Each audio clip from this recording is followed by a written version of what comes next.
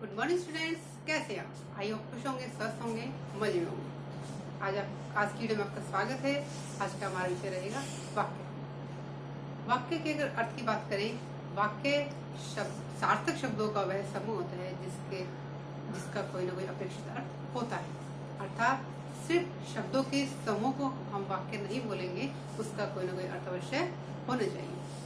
वाक्य के अगर विशेषता की बात करें कि वाक्य में क्या क्या खास बात होनी चाहिए, क्या क्या विशेषता होनी चाहिए, तो उसमें सबसे पहले है सार्थकता। अर्थात जो भी शब्द वाक्य में प्रयोग किए गए हैं उनका कोई ना कोई अर्थ अवश्य होना चाहिए।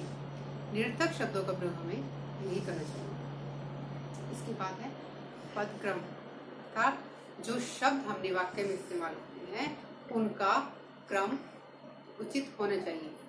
जैसे राम ने खाना खाया। अगर हम इस वाक्य को इस तरह से बोलते हैं, लिखते हैं राम है खाना खाया, तो यह क्या होगा?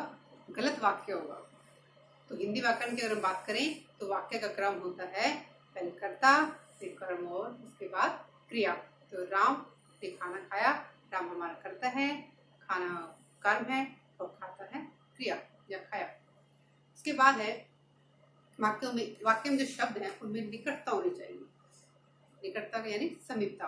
जो हम वाक्य बोलते हैं उन शब्दों में निकटता यानी समीपता होनी चाहिए। जैसे एक एग्जाम्पल मैं आपको देती हूँ, मेरा नाम रमा है।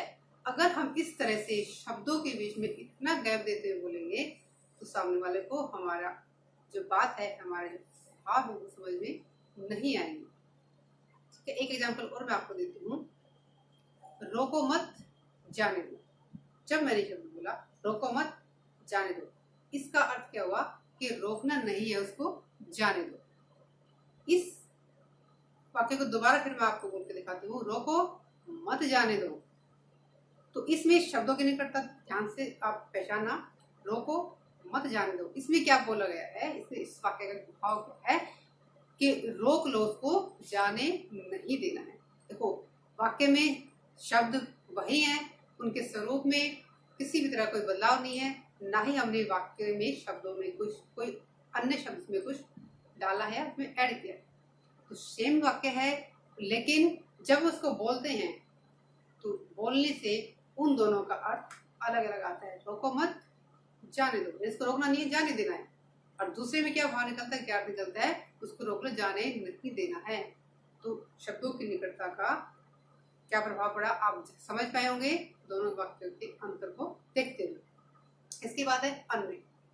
अन्वय में अन्वय का अर्थ होता है कि वाक्य में जो शब्द प्रयोग किए गए हैं उनमें जो क्रिया होती है वह लिंग, वचन और कारक के आधार पर लगनी चाहिए। यानी क्रिया का प्रयोग हमें लिंग, वचन और कारक आदि के आधार पर करना चाहिए। जैसे रानी खाना खाता है, रानी स्त्रीलिंग शब्द है तो स्त्रीलिंग शब्द के अनुसार क्या आएगा? रानी खाना खाती है।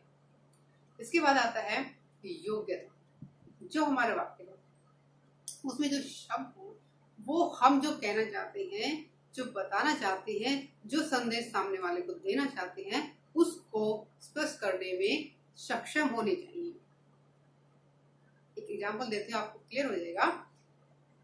दीवार खाती है, घोड़ा घास पीता है। क्या दीवार खाना खाती है? क्या घास खाई जाती है, पी जाती है? खाई जाती है। वाक्य में शब्द हैं, शब्दों का अर्थ है, लेकिन जो पीती शब्द, जैसे हमारा एग्जाम्पल था घोड़ा घास पीती है, पीती जो हमने क्रिया लगाई है वो घास के अनुसार नहीं है।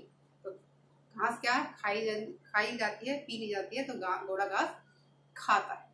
तो इस तरह से जो शब्द होते हैं उनका प्रयोग वाक्य में प्रसंग या प्रकरण के अनुसार लगाने चाहिए। इसके बाद हमारा आता है, जो बात हमें ध्यान रखनी चाहिए वाक्य में, वो है अन्वय। तो हमारा हो चुका है आकांक्षा। आकांक्षा का अर्थ यह है कि जो वाक्य है उसमें वो पूर्ण होना चाहिए, यानी सामने वाले के दिमाग में कोई कंफ्यूजन, कोई संदेह नहीं होना चाहिए। जैसे रात को जागता है, इसको सुन के दिमाग में ही रहता है, कौन जागता है भाई? इसके बारे में बात हो रही है। तो इस तरह के जो संदेहपूर्ण या जिज्ञासापूर्ण वाक्य है उनका प्रयोग हमें नहीं करना चाहिए। सही वाक्य क्या होगा? चौकीदार रात को जागता है। ठीक है, तो ये कुछ जो पॉइंट्स मैंने आपके सामने रखे ये थे वाक्य को जो हम वाक्य प्रयोग करते हैं उनमें किस किस बात को ध्यान में रख सकते हैं, उनकी क्या क्या विशेषताएं होती है। अब आगे आती है वाक्य के अंग। वाक्य के अगर अंग की बात करें तो दो अंग होते हैं, उद्देश्य और विधेय। उद्देश्य है होता है जिसके बारे में वाक्य में बताया जाता है या कुछ कहा जाता है। विधेय इसको बोलेंगे उस जैसे उद्देश्य है, उद्देश्य के बारे में हम जो कुछ कहते हैं या वाक्य में जो कुछ उसके बारे में कहा गया है उसे हम कहते हैं विधेय। एग्जाम्पल ले सकते हैं आप, नमन स्कूल जाता है। अब इसमें नमन उद्देश्य है, स्कूल जाता है विधेय, यानी किसके बारे में बताया गया है? नमन के बारे में।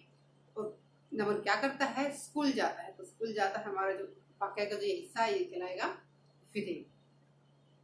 अब आ जाता है वाक्य के भेद। हिंदी व्याकरण में वाक्य के भेदों को दो आधार पर बांटा गया है, रचना के आधार पर और अर्थ के आधार पर। आज बात करते हैं रचना के आधार पर।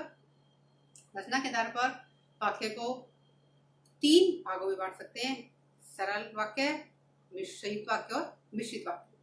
सरल वाक्य सामान्य वाक्य होते हैं जिसमें एक कर्ता होता है और एक मुख्य क्रिया होती है। सिंपल से जैसे आप ले सकते हो, कृति गाना गाती है, नमन स्कूल जाता है, मेरा नाम रमा है, मैं कहानी सुनाती हूँ। इस तरह से सिंपल वाक्य हैं। इसके बाद आता है संयुक्त वाक्य। संयुक्त वाक्य में दो वाक्य होते हैं और उन उपवाक्यों के बीच में एक समुच्चय बोधक शब्द होते हैं।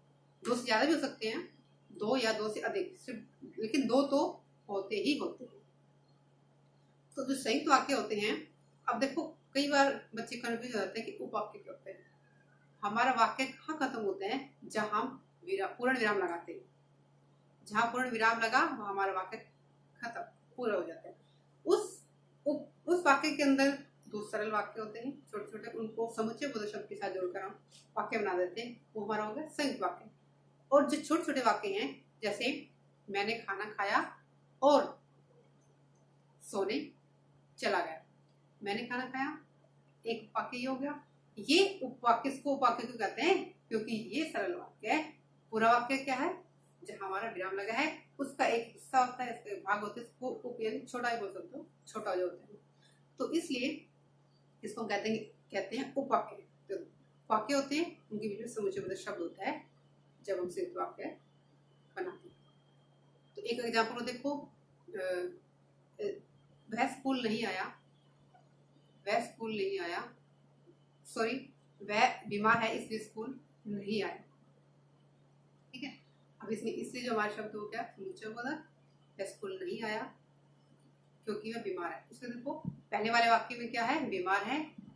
दूसरे वाले वाक्य में स्कूल नहीं आया, तो क्रिया है, बीच में एक हमारा समुच्चय बोधक शब्द।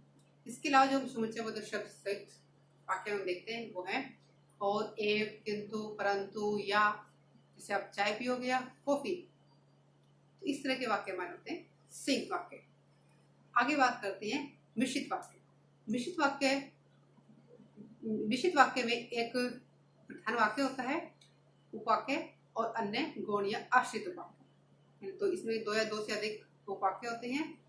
एक प्रधान होता है, बाकी जो है उसके जो दूसरे उपवाक्य होते हैं वो उसके ऊपर निर्भर करते हैं, इसलिए उनको आश्रित उपवाक्य भी बोलते हैं। इनका अर्थ कब स्पष्ट होगा?